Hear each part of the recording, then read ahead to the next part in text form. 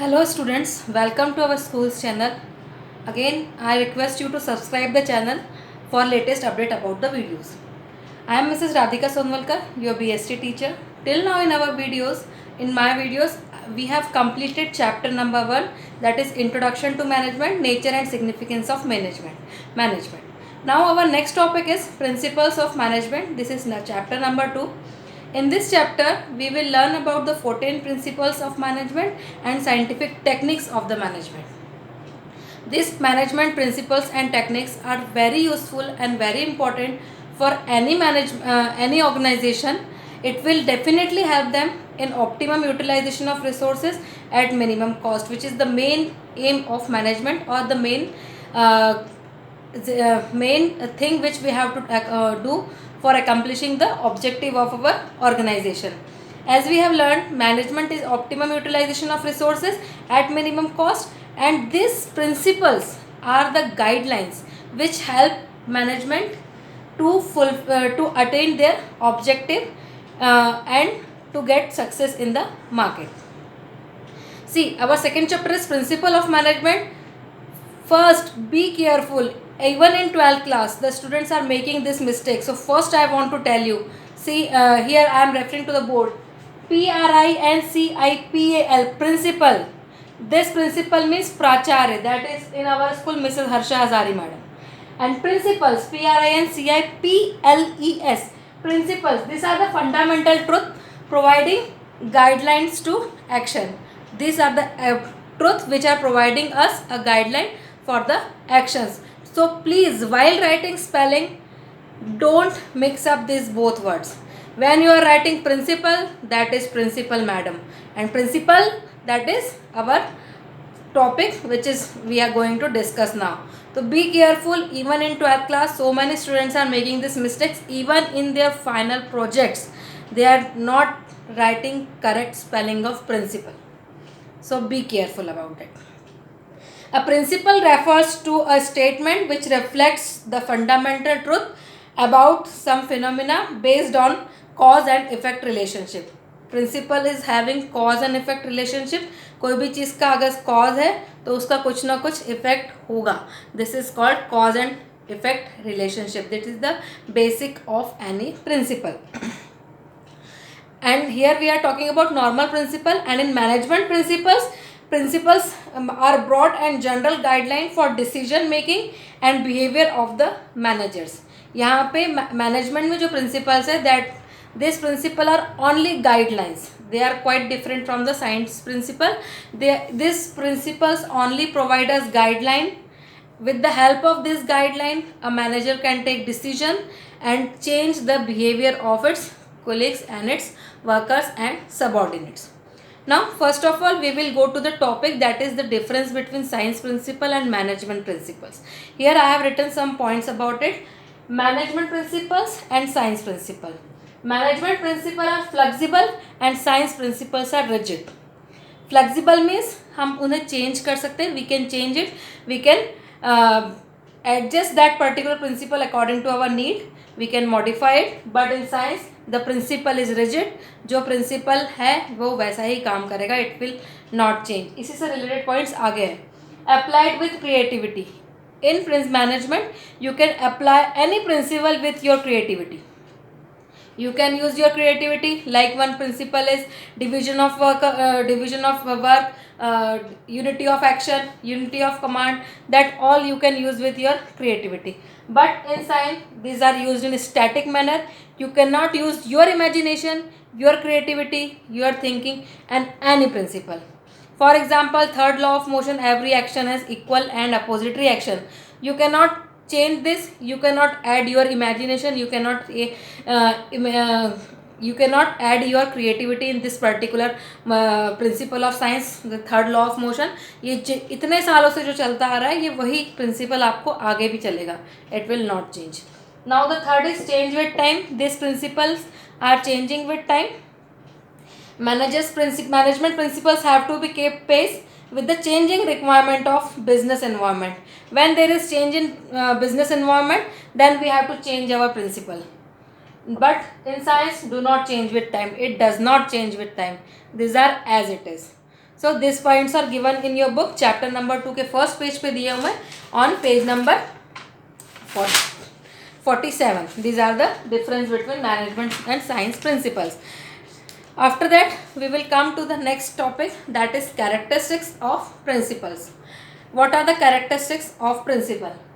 See, principles, first you know the meaning, then come to the characteristics, and after this next topic is importance of principle of management, how principles of management help an organization or a manager to take particular decision. But see, before knowing any importance of the principle, you should know what are the what principles are there, because you are not at all aware about not a single principle you are knowing. So that topic, that is importance of principles of management, I will teach you at last after completing all the principles of Fayol as well as Taylor. We will complete all the principles, all the scientific methods and techniques. Then at last I will teach that topic, that how these principles are important to us as a manager. Because in that definitely I am going to give examples of principle. If now at present I will say कि scalar chain, aspirate decops, these principles are there. So you are not knowing the meaning of this particular principle. So you are unable to get its importance. So for knowing the importance, you should know the principle.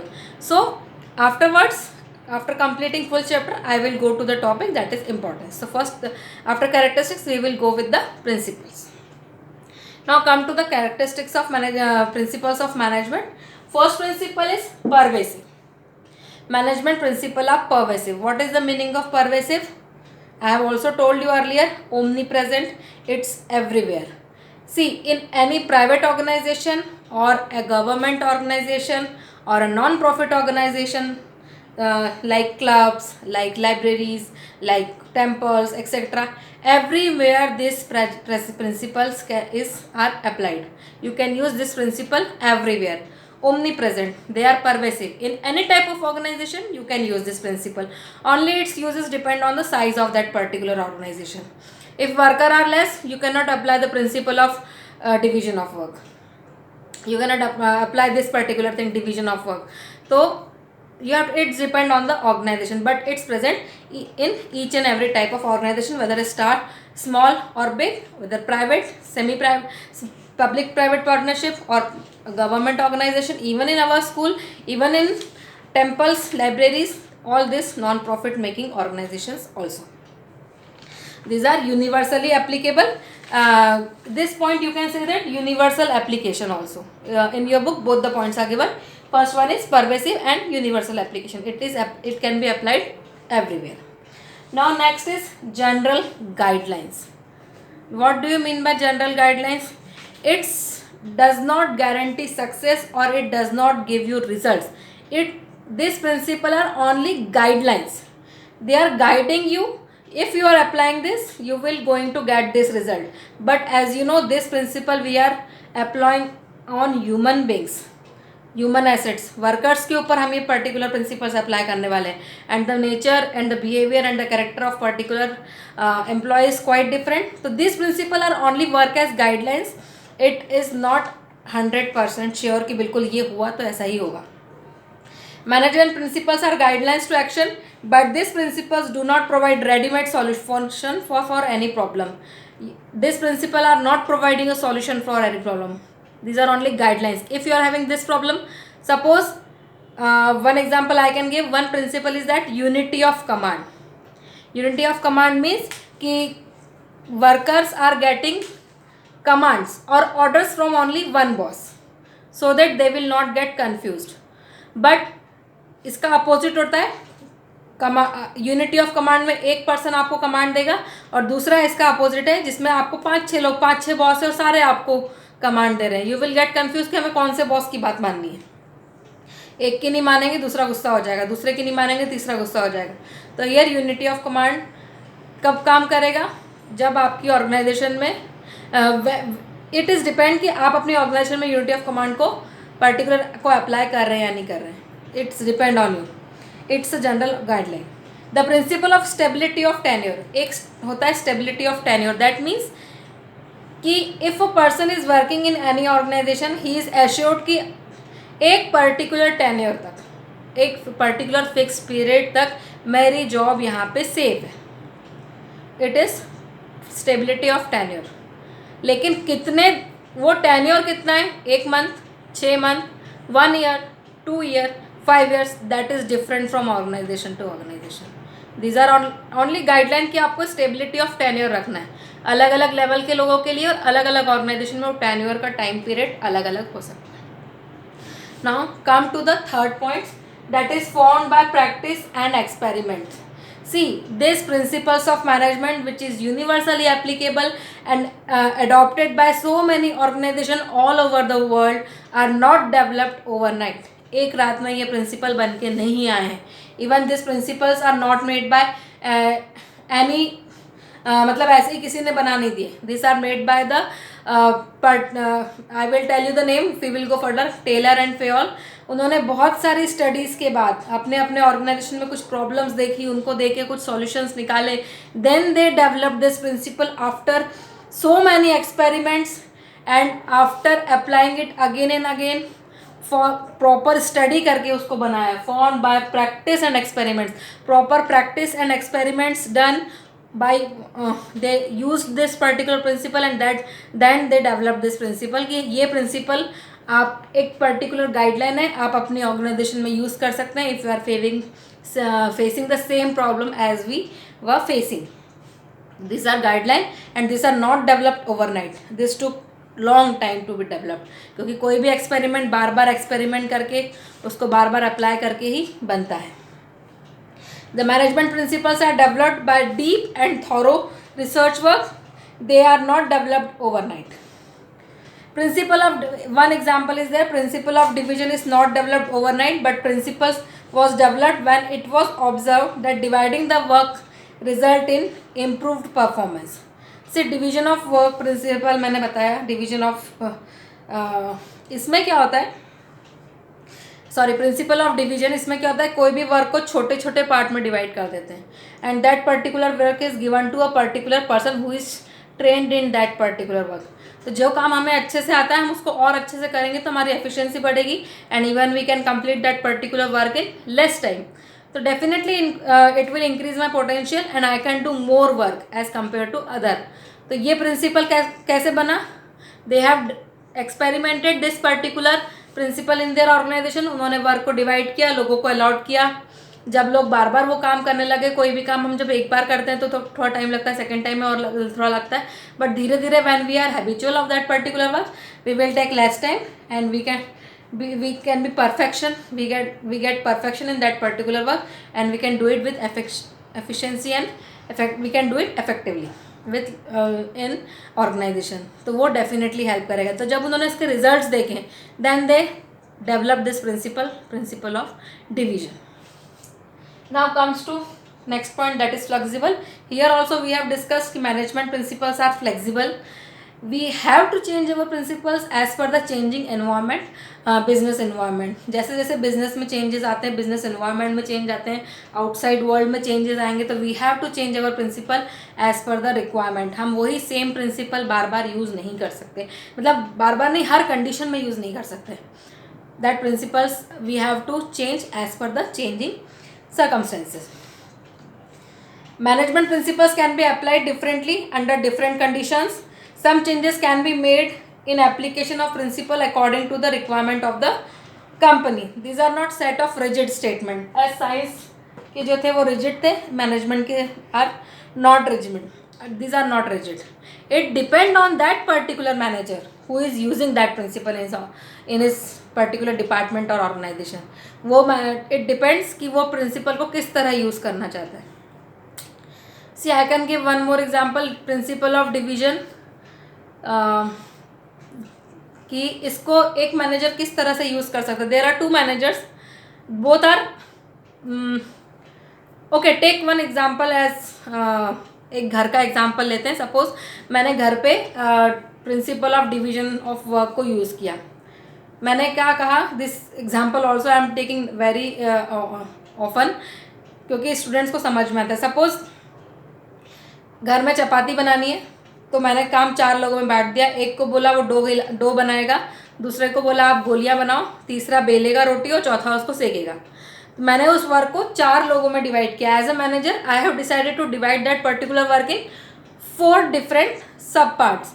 But other manager उसने क्या बोला कि ठीक है, एक जन आटा गूंदेगा और गोलियां बनाएगा, नेक्स्ट वन उसको बेलेगा और उसको सेकेगा भी। तो उसने उस वर्क को 2 लोगों में डिवाइड किया। It depend on the manager कि दैट पर्टिकुलर प्रिंसिपल एक ही है, डिवीजन ऑफ वर्क, उसने उसको कितने लोगों में डिवाइड किया है और किस तरह से उसको यूज़ किया है। It depend on the manager. ऐसा कोई रिजिड रूल नहीं है कि उसको 4 में ही डिवाइड करना है, या ऐसा कोई रिजिड रूल नहीं है कि उसको 2 में ही डिवाइड करना है। It depends on managers, they can apply that same principle differently in organization. Now come to behavioral in nature. So this is also very important, behavioral nature. These principles are formed to guide and influence the behavior of employees. All the principle, mostly जितने भी principle है वो लोगों के ऊपर apply होने, सारे principle apply होने और उनके behavior को change करते हैं. Influence the behavior of employees. The principles insist on improving relationship between superior subordinates and all the members of organization. आगे हम एक प्रिंसिपल पढ़ेंगे जिसमें हम पढ़ेंगे मेंटल रिवोल्यूशन. उस पर्टिकुलर प्रिंसिपल में क्या है कि ये टॉप लेवल मैनेजमेंट है और लोअर लेवल मैनेजमेंट है.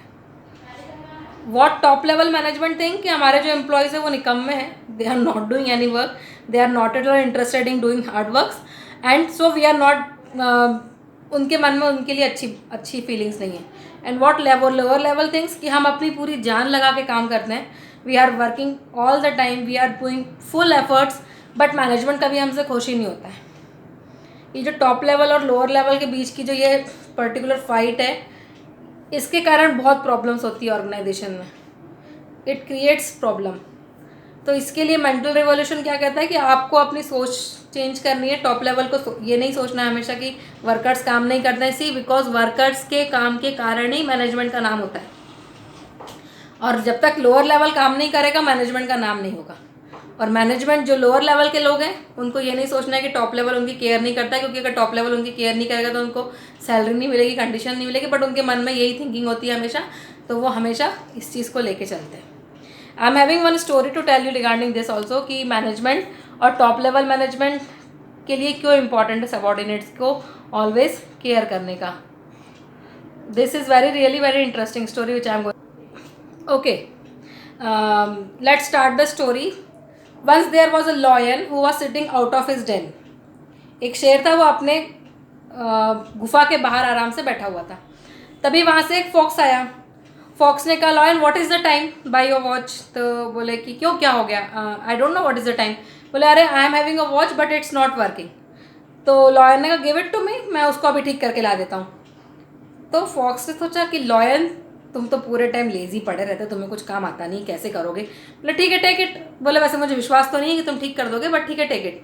लॉयन जाता है अंदर और 5 मिनट में वापस आता है और उसको वॉच दे देता है. उसकी वॉच ठीक हो चुकी होती है. तो बोले टेक योर वॉच. तो बोले ठीक हो गई. बोले हाँ मेरे को आता है, ठीक कर दिया मैंने. तो बोले ओके. तो ये थैंक यू बोल के चला जाता है. फॉक्स के बाद वोल्फ आता है. वोल्फ उससे बात करता है, लॉयन कैसे हो, क्या हो, मैं तो आज घर में बहुत बोर हो रहा हूँ. तो बोले क्यों, क्या हो गया. बोले अरे मेरा टीवी ख़राब हो गया. बोले तुम्हारा टीवी ख़राब हो गया, लाओ मुझे दो, मैं उसको रिपेयर करके देता हूँ. बोले तुमको रिपेयर करना आता है. बोले हाँ मुझे आता है. वोल्फ भी सोचता है लॉयन दिन भर तो अपनी गुफा के बाहर बैठा रहता है, इसको सबसे ज़्यादा आलसी है, लेज़ी है, ये कैसे मेरी टीवी ठीक करेगा. तो बोलता है चलो ठीक है, कोई और नहीं तो मैं तुम्हें ला के देता हूँ. तो वो उसको टीवी ला के देता है. फिर से लॉयन अंदर जाता है और फिर बाहर आता है और टीवी ठीक हो चुका होता है. तो वोल्फ बड़ा सरप्राइज होता है कि इसने कैसे ठीक कर लिया. तो ठीक है एनीवेज इससे थैंक यू, और वो अपना टीवी लेके चला जाता है. अब इसके बाद वहाँ पे आता है एक लेपर्ड. लेपर्ड बोलता है कि लॉयन मेरे घर का फ्रिज ख़राब हो गया है, मैं क्या करूँ. तो बोले लाओ तुम्हारा फ्रिज ला के दे दो. तो बोले हाँ ठीक है मैं ला देता हूँ, लेकिन तुम ठीक कैसे कर रहे हो ये सब. बोले नहीं मुझे आता है ठीक करना, मैं कर लूँगा तुम्हारा. तो बोले कि दिन भर लेजी जैसा पड़ा रहता है, ये ठीक कैसे करेगा. तो लॉयन बोलता तुम लेके तो आओ, मैं ठीक करवा दूंगा. तो लॉयन थोड़ी देर के लिए वहाँ से हटता है. तो लेपर्ड उसकी गुफा के अंदर जाके देखता है, वहाँ पे 15-20 रैबिट बैठे रहते हैं जो टेक्नीशियंस होते हैं, इलेक्ट्रिकल चीज़ों के नॉलेज होता है उनको, और उन लोग सारी चीज़ें सुधारते रहते हैं. तो सब लोग किसकी तारीफ कर रहे थे, लॉयन की, that he is a manager. और जो उसके सबॉर्डिनेट्स थे वो रैबिट्स थे, जिनको ये काम बहुत अच्छे से आता था। मैनेजर की तारीफ कब हुई उससे काम की, जब उसके सबॉर्डिनेट्स ने उसको सपोर्ट किया और फुल एफर्ट से अपनी घड़ी ठीक करी, फ्रिज टीवी ठीक किया और फ्रिज भी करने वाले थे। तो मैनेजर की तारीफ तभी होती है, he will get recognition only when it subordinate supports. तो लोअर लेवल मैनेजमेंट जब तक सपोर्ट नहीं करेगा अपने मिडिल लेवल और टॉप लेवल को, तब तक ऑर्गेनाइजेशन की तारीफ नहीं होगी। इसीलिए मैनेजमेंट में या फिर वैसे भी जो एम्प्लॉयज़ हैं उनको ऑर्गेनाइजेशन का एसेट कहा जाता है, कि जब तक उन लोग अपना काम अच्छे से नहीं करेंगे तब तक कोई ऑर्गेनाइजेशन चल नहीं पाएगी। Now come to the sixth point, that is based on cause and effect relationship. This also we have discussed in the definition कि principles में cause and effect होते हैं, कोई ना कोई cause है, उसका कुछ ना कुछ एक ना एक उसका effect ज़रूर होगा। Based on cause and effect relationship, management principle are based on cause and effect relationship. This principle tell us the particular principle is applied in a situation, what might be the effect. अगर आपने एक particular situation में एक principal को apply किया है तो उसका रिजल्ट क्या हो सकता है, वही होगा नहीं, क्या हो सकता है, it will give you guideline. तो उसका अगर आपने अप्लाई किया कॉज है तो फिर कुछ ना कुछ उसका इफेक्ट होगा। Although these principles cannot state perfectly absolute result because these are applied on human beings. सबके ऊपर अलग अलग ह्यूमन पे हमें अप्लाई करना है, इसलिए कोई ज़रूरी नहीं है कि वो सेम तरीके से काम करे, बट क्या हो सकता है ये रिजल्ट वो हमें देता है। सम आइडिया, कुछ आइडिया हमें दे सकता है कि ऐसा हो सकता है। C principle of order, again I am giving one principle example कि प्रिंसिपल ऑफ ऑर्डर में होता है कि जो चीज़ एवरी मैन मशीन की जो प्लेस है वो राइट प्लेस पे होनी चाहिए। हमने ये लोगों पे अप्लाई कर दिया, तो मैंने कहा कि राइट प्लेस कहाँ पे है, सपोज इस पर्टिकुलर बोर्ड की राइट प्लेस यहाँ पे है, but this is according to me this is the right place. But मेरे घर का कोई मेंबर आके बोलेगा ये राइट प्लेस नहीं है आपके बोर्ड की, आप इसको कहीं और रखो। प्रिंसिपल ऑफ ऑर्डर तो था कि राइट प्लेस पे राइट चीज़ रखनी है, लेकिन उसकी राइट प्लेस कौन सी है वही हमें नहीं पता है। तो that is different in thinking because of the behaviour, it is behavioural, depends on the human beings. तो एक प्रिंसिपल जो हम एक ह्यूमन पे अप्लाई करते हैं वो सेकंड के लिए ज़रूरी नहीं कि उसी वे में रिजल्ट दे, but it's provide as the guideline, overall guideline हमें मिल जाती है। Now the third last point, that is contingent. Contingent is the last characteristics of the principle of management. Management principle are contingent or depend upon the situation prevailing in organization. It always depend on the situation which is prevailing in organization. आपके organization पे depend करता है कि वो principle कैसे काम करेगा। Their application and effect depends on the nature of organization. किस नेचर की आपकी ऑर्गेनाइजेशन है उस पर डिपेंड करेगा कि आपकी ऑर्गेनाइजेशन में वो पर्टिकुलर प्रिंसिपल किस तरह काम कर रहा है। The application of principle has to be change according to the nature, size of organization and type of organization. Size of organization means बड़ी ऑर्गेनाइजेशन है तो आप division that particular principle of division follow कर सकते हैं, but अगर आपकी organisation में 4-5 लोग ही काम करते तो उसका काम ही नहीं है। तो depend on the size and nature of organization आप प्रिंसिपल किस तरह से यूज़ करते हैं। One principle is esprit de corps, जो मैंने आपको नाम लिया था अभी। एस्पिरिट डिकॉप्स का मतलब होता है टीम वर्क, हम सब removing the I and changing it to we, की मतलब मेरा काम नहीं है हमारा है, यह ऑर्गेनाइजेशन हमारी है। तो टीम स्पिरिट की बात होती है इसमें। Principle of team spirit is very important for an organization where work is carried out by group of people. अगर ग्रुप है तो वहाँ पे टीम स्पिरिट होना बहुत ज़रूरी है, और टीम स्पिरिट का सवाल ही नहीं उठेगा जब आपकी ऑर्गेनाइजेशन में टीम ही नहीं होगी, when there are very less people. So this is teamwork. See, teamwork is really very important. आपने कहीं भी देखा हो कि अगर हमने टीम में काम नहीं किया तो we will unable to get success. We cannot achieve our goal. Do you all know that story in which you have heard in your childhood? Rabbit and tortoise race होती है दोनों के बीच में, है ना। You might be knowing the result of that particular, कि rabbit बड़े over confidence में बोलता है टॉर्टोइस को कि चलो अपन रेस करते हैं। जो टॉर्टोइस होता है वो स्लो मूवर होता है, बट दोनों रेस लगाते हैं। एट द पर्टिकुलर टाइम जाके रैबिट सो जाता है और उसका फ़ायदा लेके जो टॉर्टोइस है वो रेस में आगे निकल जाता है और जीत जाता है। ये तो हुआ first part. Now come to the second part of the story. अब क्या हुआ, हारने के बाद रैबिट को बड़ा आश्चर्य हुआ कि मैं हार कैसे गया। मैं तो बहुत कॉन्फिडेंट था, मैंने इतनी बड़ी स्टुपिडिटी कर कैसे दी कि मैं पर्टिकुलर रेस को जीत सकता था, पर मैं हार गया, मैं सो गया। चलो वो फिर से गया टॉर्टॉइस के पास कि टॉर्टॉइस चलो अपन फिर से रेस लगाते हैं। टॉर्टॉइस ने कहा ठीक है लगाते हैं। तो बोले पर जो रास्ता है वो मैं डिसाइड करूँगा। बोले ओके ठीक है। अब इन्होंने डिसाइड किया, जो रास्ता था वो पहाड़ों वाला रास्ता था। फिर दोनों ने रेस शुरू करी। इस बार रैबिट ने कोई बेवकूफ़ी नहीं करी। ही वॉज वेरी बहुत ज़्यादा कॉन्शियस था। वो दौड़ते दौड़ते गया, टॉर्टॉइस को हरा दिया और फिनिशिंग पॉइंट पे पहुंच गया। तो अब क्या हुआ, रैबिट जीत गया। रैबिट से जीतने के अब यहाँ टॉर्टॉइस का क्या था, मैं लास्ट रेस जीत चुका हूँ, ये भी जीत जाऊँगा। और रैबिट ने कहा लास्ट में हरा हूँ तो मुझे ये तो जीतनी जीतनी। Excuse me. तो अब क्या हुआ, रैबिट जीत गया, टॉर्टॉइस हार गया। अब टॉर्टॉइस सदमे में। Now come to the third part of the story. Tortoise ने सोचा ऐसे कैसे, मैं एक रेस जीता, इसने मुझे दूसरे में हरा दिया, मुझे कुछ ना कुछ प्लानिंग करनी पड़ेगी। मैनेजमेंट थिंक करता, उसने अपना दिमाग लगाया। Again he went to the rabbit के rabbit come let race, again we will do race. बोले ठीक है। बोले पर इस बार जो रास्ता है वो मैं डिसाइड करूँगा। बोले ओके ठीक है। रैबिट ने कहा मुझे कोई गलती नहीं करनी, मुझे जीतना ही जीतना, ये रेस मैं जीतूंगा ही जीतूंगा। दोनों ने फिर रेस शुरू करी। रेस 70% कंप्लीट हो गई। बाद में जाकर रैबिट को रुकना पड़ा क्योंकि आगे नदी थी। नदी रैबिट को क्रॉस करना नहीं आता था। अब इन्होंने सोचा, रैबिट चुपचाप जाके नदी के किनारे बैठ गया। फिनिशिंग पॉइंट नदी के उस पार था। धीरे धीरे धीरे धीरे टॉर्टॉइस आया, नदी में स्विम करके फिनिशिंग पॉइंट तक पहुंच गया। रैबिट चुपचाप बैठ गया। अगेन टॉर्टॉइस जीत गया, रैबिट हार गया। अब फिर से रैबिट बड़ा उदास हो गया और टॉर्टॉइस को बड़ी खुशी हो गई, चलो मैं तो जीत ही गया। नेक्स्ट डे फिर से रैबिट आया कि टॉर्टॉइस चलो आज अपन फिर रेस करते हैं। तो टॉर्टॉइस ने कहा see let's stop this competition between us, let's do team work. तो बोले क्यों, क्या कैसे करना है? बोले तुमको जीतना है, मुझे भी जीतना है, अगर हम दोनों साथ में जीतेंगे तो ज़्यादा बेनिफिट होगा। तो बोले okay let's start. Now they both started the race.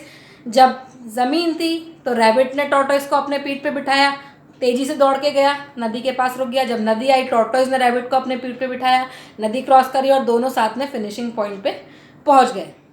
तो that is moral of the story is when we do team work तो हम सब जीतते हैं। यहाँ पे पहले क्या चल रहा था, मैं जीतूंगा या मैं I, but when we talk about we all have to work together, we all have to consider others strength and others weakness. अगर सामने वाले की कोई वीकनेस है तो हमें उसकी हेल्प करनी है, और हमारी कोई वीकनेस है तो सामने वाले को हमारी हेल्प करनी है। Then only any organisation can achieve its goal. तो team work is really very important. अगर टॉर्टॉइस अपने इसमें रहता और रैबिट अपने इसमें रहता, दोनों कभी ये जीतता कभी वो जीतता, बट दोनों की विनिंग दोनों कब जीते, जब both they have shaked hand with themselves, दोनों ने हाथ मिलाया, दोनों ने साथ चलने का फैसला किया। तो it always work when we work in team, we all wins. So these are the points of characteristics, that is management is pervasive, it is universally applicable. Second one is these are only general guidelines, it does not give you absolute result कि ऐसा ही result आएगा, ऐसा नहीं है। आपको ये सिर्फ guideline जैसे काम करता है। Form by practice and experiment, those who have made that particular principles, they have experimented it, they have practiced it, they have applied it so many times, then only these principles came out for us. Management principles are flexible, we can change, we have to change it according to the changing business environment. Next one is behavior in nature, because we are applying it on human beings. Next one, based on cause and effect relationship. If we are having any cause, then it is having its effect, positive negative कुछ extent तक. Then last one is contingent, depend on the size of an organization. Now these are the principles. We will start next topic, that is 14 principles of management. These are really very important topic. You have to learn all the principle and their effect, their good effect, and their where they are applicable, where we cannot apply that particular principle. Now continue with the next topic, principle of management. Now let's start the next topic, that is Fayol's principle of management. First we will I will tell you about Fayol. Henry Fayol was born in France in 1841. He got degree of mining engineering in 1860 and started working as engineer in a coal mining company. Coal mining company में उन्होंने engineering की तरह काम करना शुरू किया। He was promoted as managing director of that particular company, but at that time the company was at the state of insolvency. Company का दिवालिया निकलने वाला था, वो पूरे लॉस में चल रही थी, उसको बहुत सारी प्रॉब्लम्स थी। बट जब when he become the managing director of the company, he accepted the challenge. उन्होंने चैलेंज को एक्सेप्ट किया कि मैं इस डूबती हुई माइनिंग कंपनी की नैया पार लगाऊंगा और definitely I am going to win this particular situation. मुझे कुछ ना कुछ ऐसा अप्लाई करना है कि वो जीत जाए। वी कैन हमें अपना गोल अचीव करना है, हमें कंपनी को चलाना है। He applied his managerial techniques to bring out the company out of this situation. उन्होंने बहुत सारी मैनेजमेंट टेक्निक्स यूज़ करी, बहुत सारे एक्सपेरिमेंट्स किए लेबर्स पे, और डेफिनेटली वो सारे कुछ एक्सपेरिमेंट्स उनके बहुत ज़्यादा काम आए और कंपनी धीरे धीरे इंसॉल्वेंसी की कंडीशन से ऊपर आई और धीरे धीरे वो इस चीज़ में he succeeded in his particular thing कि उन्होंने कंपनी को इंसॉल्वेंसी होने से बचा लिया। He retired after 30 years of the company was leading. When he retired from this position the company was leading coal steel company with strong financial background. Company को उन्होंने जो इंसॉल्वेंट होने वाली थी उसको अपने मेथड से, अपने टेक्निक से, अपने बहुत सारे एक्सपेरिमेंट जो उन्होंने लेबर्स पे किए उसके कारण कंपनी को डूबते हुए बचा लिया। Henri Fayol is also called as the father of management. He is called as the father of management because of the, उन्होंने बहुत सारे कॉन्ट्रीब्यूशन किए मैनेजमेंट में, इसलिए some contribution are given in your book. He made clear distinction between techniques and managerial skills. जो techniques होती है वो अलग होती है और मैनेजरियल स्किल्स आर डिफरेंट। उन्होंने क्लियर डिफ्रेंशिएट किया दोनों को।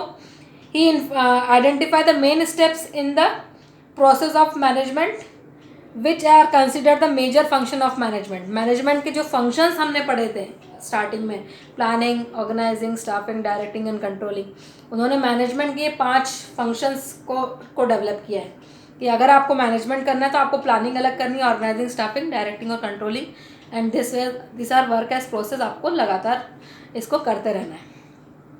He developed 14 principles of management which we are going to discuss further, and this principle are universally applicable. Management organization, अलग अलग organization इनमें से principles को use करते हैं. This is not compulsory कि you will use all the 14 principles. It depends on the organization कि वो manager particular function को particular principle को use करता है या नहीं करता है. This 14 principle you have to learn by heart. आपको पता होना चाहिए हेनरी फ्यूल के principles कौन से हैं और टेलर के कौन से हैं, and learn this principle. Now come to the first principle. I have little bit discussed this principle earlier also, that is division of work. Division of work is the first principle of management. According to the principle, whole work must be divided into small parts, and that particular small part is allotted to that particular person. काम को बार बार करेगा and definitely he will become experienced and he will be able to perform that work more efficiently and effectively and using minimum time and cost, and he will utilize the resources optimum. He will do the optimum utilization of the resources. So this is really very important. ये कोई भी बड़ा काम है उसको छोटे छोटे part में आप डिवाइड कर दो, फिर उसको हम पर्टिकुलर काम को हम गाइड करेंगे कि उसने कैसा किया है. इसके हम बहुत सारे एग्जाम्पल दे चुके हैं, मैंने आपको पहले भी एग्जाम्पल दिया हुआ है. इसमें in your book one example is given of the manufacturing company. If we are manufacturing if in manufacturing of furniture, suppose we are making a table, तो वी कैन डू कि एक पर्टिकुलर पर्सन सिर्फ wood की cutting कर रहा है, second one उसको join कर रहा है, थर्ड वन उसकी पॉलिशिंग कर रहा है और फोर्थ वन उसकी फिनिशिंग करके उसको पैकेजिंग कर रहा है. So the person who is doing the cutting work, he will be specialized in that work. He is efficient in that work. और जब कोई काम में हम बहुत ज़्यादा स्पेशलाइज्ड हो जाते हैं तो हमारे रिसोर्सेज का वेस्टेज बहुत कम होता है. We know the techniques how to cut, कैसे हमारा रिसोर्स हमारी कम से कम मेहनत में हम ज़्यादा से ज़्यादा आउटपुट दे सकते हैं. How we will cut that wood. आपको वुड अगर आप शुरुआत में कट करोगे तो टेढ़े मेढ़े कटेगी, लेकिन अगर आप एक बार एक्सपीरियंस हो जाएंगे तो आप वुड की कटिंग सही करोगे तो वेस्टेजेस कम होगा. तो हर जो वर्क आपने छोटे छोटे लोग अलग अलग डिवाइड करके लोगों में बांटा है, they will be experience and definitely it will increase their efficiency, और उन लोग उस काम में बिल्कुल परफेक्शन हो जाएंगे, परफेक्ट हो जाएंगे, they will perform that work very nicely और बहुत अच्छे से करेंगे मिनिमम वेस्टेज के साथ। Similarly in bank one person, आप बैंक जाते हो तो कैशियर एक जन होता है, एक जन डिपॉजिट एक्सेप्ट करता है, एक जन आपको पेमेंट करता है, one is responsible for issuing that particular passbook and all, bank manager पीछे बैठा होता है, सबके काम अलग अलग होते हैं। तो वो जो जब हम लाइन में कैश डिपॉजिट करने की या फिर कैश विड्रॉवल की लाइन में लगते हैं ना, तो हमारा एक एक मिनट बहुत कीमती होता है। And the person who is sitting there he और she should be very careful and responsible, क्योंकि उनके यहाँ इसमें लाखों का करोड़ों का कैश आ रहा है, उनकी प्रॉपर काउंटिंग, उनको डिपॉजिट करते वक्त जो आपका अकाउंट नंबर है 10, 11, 12 डिजिट का, एक डिजिट अगर 0 की जगह 1 हो गया, 1 की जगह 0 हो गया, किसी और के अकाउंट में चला जाएगा। तो उस काम में बहुत ज़्यादा ऐसे लोगों को रखा जाता है जो उस चीज़ में परफेक्ट हो, और वो परफेक्ट कब होंगे, जब वो काम लगातार करते जाएंगे। तो इट रियली डिपेंड्स कि ऑर्गेनाइजेशन पे कि आपने किस तरह से वर्क को डिवाइड किया, किसको वो काम दिया है, ही और she should be perfect in that work. Now come to the situation, suppose जो कैश डिपॉजिट कर रहा है वो पर्सन एक दिन छुट्टी मार ले, वो अपने काम में परफेक्ट है, उसने छुट्टी मार ली। दूसरा है कैश को विड्रॉल में बैठा है, वो कैश गिन के लोगों को देता है। तीसरा दूसरे विंडो पे कोई एफडी ले रहा है, कुछ ले रहा है। तो इसके लिए एक काम होता है रोटेशन, जॉब रोटेशन। एक पर्टिकुलर टाइम तक लोगों को एक जगह रखा जाता है। सपोज कैश पे उसने 6 महीने काम कर लिया, वो एक्सपीरियंस हो गया, अब उसको दूसरा काम भी सिखा रहे हैं कि अगर कभी कोई छुट्टी पे चला जाए तो आप उसकी जगह पे काम कर सकते हो, तो फिर आप उसकी जगह पे आप काम करोगे। तो यहाँ पे जॉब रोटेशन भी होता है। One important point is there in, क्योंकि अगर एक इम्पॉर्टेंट काम करने वाला व्यक्ति ने छुट्टी मार ली तो फिर क्या होगा, नेक्स्ट सम योर, मैंने कहा ना प्लानिंग में हमेशा आपके पास प्लान बी और सी होना चाहिए, तो इसके लिए उन्होंने प्लान बी और सी रखे हुए, उन्होंने और लोगों को ट्रेनिंग दे के रखी है। अगर एक एब्सेंट हुआ तो दूसरा वहाँ पे बैठ जाएगा। Some positive effects of this principles are specialization, work is divided according to the specialized qualification and automatically it lead to specialization. Qualification पे डिपेंड करता है कि आप किस चीज़ में क्वालिफाइड हो। Suppose I can teach you BST, तो मुझे मैम बायो टीच करने के लिए नहीं देगी। अगर उन्होंने मुझे बायो टीच करने के लिए दिया तो I can only right year biology class 12, बस इसके आगे मैं कुछ नहीं कर पाऊँगी। तो मैं जिस काम में एक्सपर्ट हूँ मुझे वो काम दिया गया है, और जो बायो के में एक्सपर्ट है उनको वो काम दिया गया है। तो ऐसा नहीं है कि हर किसी को सारे काम दे दिए, नहीं। मेरे क्वालिफिकेशन पे, मेरी डिग्रीज पे डिपेंड करता है कि मुझे क्या काम दिया जाएगा। Next is improve efficiency. When employees is performing one part of job then he become expert in that particular job. वो जो काम कर रहा है, वो लगातार कर रहा है, कंटिन्यूसली कई टाइम से कर रहा है, तो वो उस काम में बहुत जल्दी करेगा और उसको कम वेस्टेज के साथ बिना गलती के करने लगेगा धीरे धीरे। तो it is really very important for organization. Consequences, अगर हमने ये पर्टिकुलर प्रिंसिपल फॉलो नहीं किया तो क्या कॉन्सिक्वेंसेस हो सकते हैं? फर्स्ट, लैक ऑफ एफिशिएंसी नहीं रहेगी लोगों में, there will be no specialization and chances of duplication of work. Suppose जो मैंने आप लोगों को डिवीजन ऑफ वर्क में बताया था कि वुड कटिंग कर रहा है, तो दूसरे को पता ही नहीं कि मुझे वुड को ज्वाइन कर रहा है, वो भी कटिंग के काम के लिए बैठ गया। 2 लोगों ने कटिंग कर दी, ज्वाइन करने वाला कोई है ही नहीं। जब ज्वाइन ही नहीं हुआ तो हमारा फर्नीचर ही रेडी नहीं हो रहा है। तो डुप्लीकेशन ऑफ वर्क, मैनेजमेंट में भी हमने पढ़ा कि डुप्लीकेशन ऑफ वर्क को बचाने के लिए मैनेजमेंट की जाती है। This principle is division of work. Now come to the authority and responsibility. This authority and responsibility is really important. Authority means power to take decisions. If you are having power to take any decision, then only you can do the particular job. And responsibility means obligation to complete that job assigned on time. आपको कोई काम दिया गया है, आपको वो काम उस पर्टिकुलर टाइम के अंदर ख़त्म करना है, that is responsibility.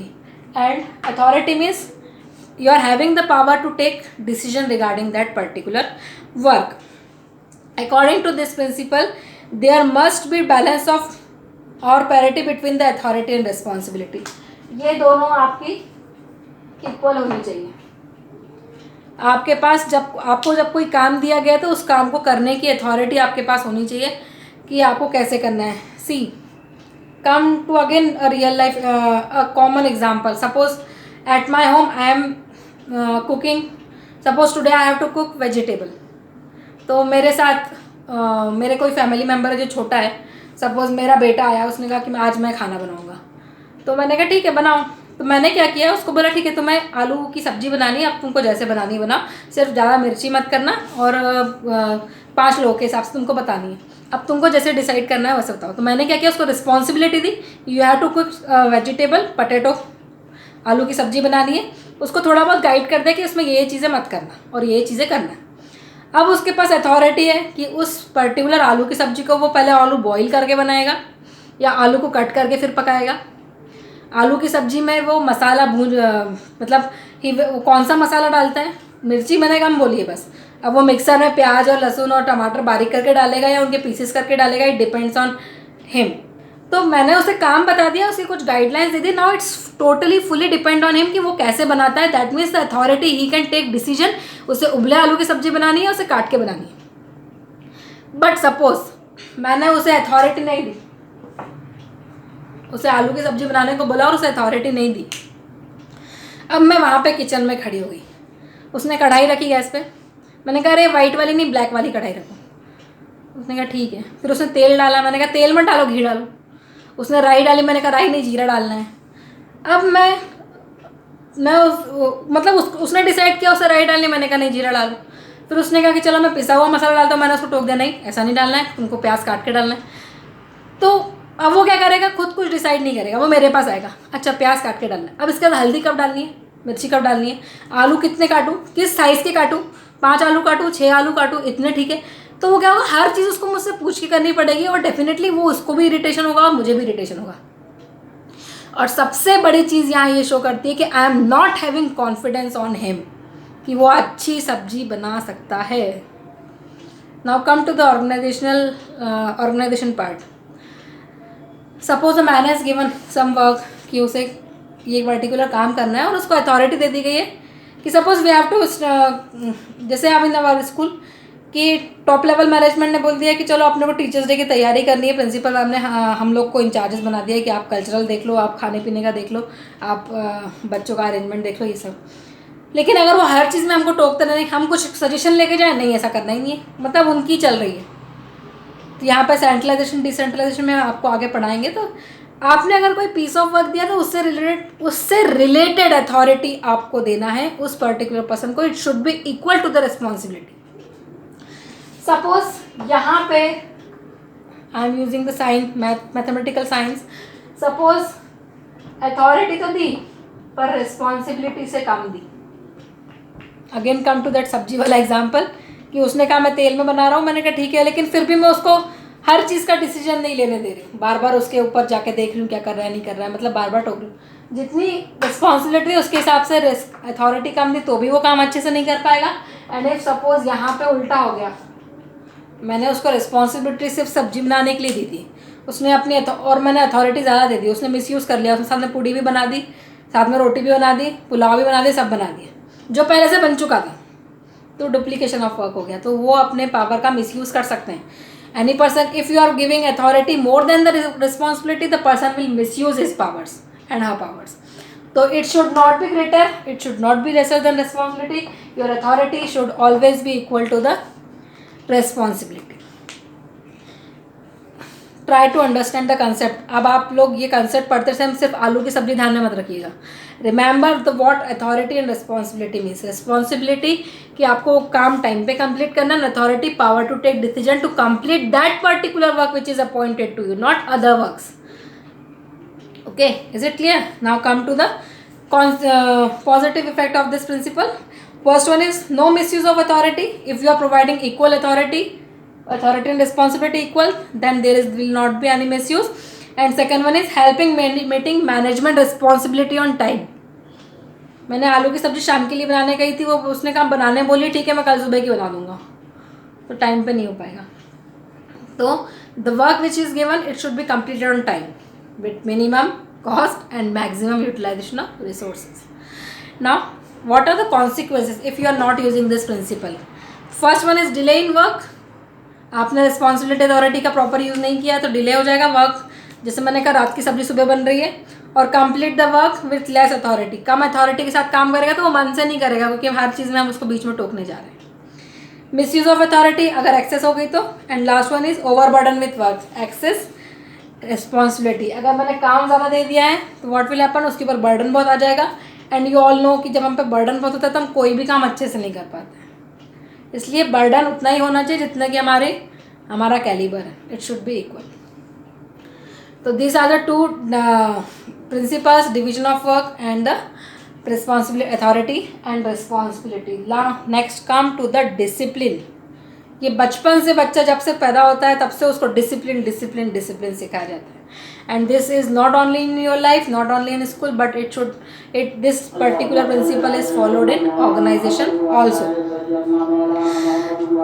Discipline refers to following code of conduct, rules regulation of employment agreement, या फिर ऑर्गेनाइजेशन के जो रूल्स है वो हमें प्रॉपरली फॉलो करने हैं। Good superior at all levels, clear and fair agreement among subordinate and superiors, judicious application of penalties, मतलब सबसे पहले आपको रूल्स एंड रेगुलेशन फॉलो करने हैं ऑर्गेनाइजेशन के, जो भी रूल्स डिसाइडेड हैं। देन हर जगह ठीक तरह से वो रूल्स फॉलो होने हैं, और अगर फॉलो नहीं होते तो सबके लिए पेनल्टी सेम है। इसमें कोई फेवरिज्म नहीं होना चाहिए कि एक इसका चाचा भतीजा है तो हम उसको पनिशमेंट नहीं देंगे या दूसरों को नहीं। If you are not following the rules, the penalty should be the same.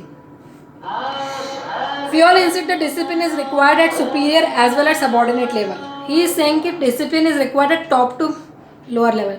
Suppose the situation, you are getting punishment when you are coming late to the school. कई बार स्कूल के गेट से आपको बाहर निकाला जाता है, ठीक है। once it happen कि suppose it happens कि हम लोग आपको पनिशमेंट दे रहे लेट आने पे और हम टीचर ही लेट आ रहे हैं, और go to some higher level, principal ma'am told कि आप सबका टर्म 7:40 पे लग जाना चाहिए, उसके बाद जो आएगा उसका लेट मार्क होगा। At daily nowadays principal ma'am is coming late, we are not having that much guts कि हम प्रिंसिपल मैम को बोले कि आप ही तो लेट आ रहे हो, बट इन मन में कहीं ना कहीं तो रहेगा कि ये खुद तो लेट आती हैं और हम लोग को बोलती हैं कि सुबह टाइम पे आओ। ये आपकी भी कंडीशन है कि आप लोग तो टीचर्स तो लेट आते हैं कई बार और खुद हम लोग को बोलते टाइम पे आओ। तो यहाँ पे टीचर्स पहले से प्रिंसिपल मैम को इन्फॉर्म कर चुके होते हैं कि today we are going to late, और अगर हम लेट होते तो उसकी पेनल्टी भी होती है कि हमारा रेड मार्क लगता है, और it definitely effect our salary at the last day of the month. तो सबके लिए पेनल्टी सेम है, सबके लिए जो रूल है वो सबको फॉलो करना है, definitely the penalty will be same. तो डिसिप्लिन को उन्होंने बहुत ज़्यादा इंसिस्ट किया है। आपके जो डिसिप्लिन है वो लोअर और higher level, it should be on the all the level. Fair insist that discipline is required at superior as well as subordinate level. The disciplinary rule shall be applicable not only to subordinate but also superior. But discipline requires good superiors at every level. Clear and fair agreement between the superior and subordinate and judicial application of the penalties. जो भी penalty हो रही है वो एक के लिए जो है वही दूसरे के लिए, सबके लिए सेम है। Now example already I have given. अपन ऑर्गेनाइजेशन में जो मैंने आपको एग्जांपल दिया लेट आने का, इसमें हो सकता है कि किसी का प्रमोशन पे डिपेंड करता हो या किसी के इंक्रीमेंट्स रुक जाए, जो भी है। तो पेनल्टीज सबके लिए सेम है कि अगर आप लेट आ रहे हो तो सपोज अपने यहाँ पे रूल है कि अगर आप 3 दिन लेट आए तो हम 1 दिन का एब्सेंट मानेंगे, तो ये रूल हो सकता है 3 दिन अगर आप लेट आते हो तो हम 1 दिन की सैलरी डिडक्ट करेंगे, तो ये सबके लिए सेम होगा ना। Positive effect of discipline, systematic working, अगर डिसिप्लिन है तो सिस्टमैटिक वर्किंग होता है, you all are observing that, है ना। Now second is improve efficiency, if we are discipline, we are having particular time table, we are following rules and regulation, तो definitely it improves our efficiency. And consequences, disorder, confusion, disorder रहेगा, confusion रहेगा और chaos हो जाएगा, हर जगह पे गड़बड़ मची रहेगी। Wastage of resources in absence of discipline, आपके जो रिसोर्सेज वो वेस्ट होंगे। Delay in work due to absence of rules and regulation, rules and regulation नहीं है, सपोज टीचर के लिए कोई रूल ही नहीं है कि इतनी छुट्टी मिलेगी, क्या है हर दिन टीचर नहीं आ रहा, आपका कोर्स कंप्लीट नहीं हो पा रहा है, तो it's because of that it will also create problem. Now these 3 principles are really very important. In this video I am going to cover these 3 principles only, that is division of work, authority and responsibility and discipline. In next video I will continue with the unity of command.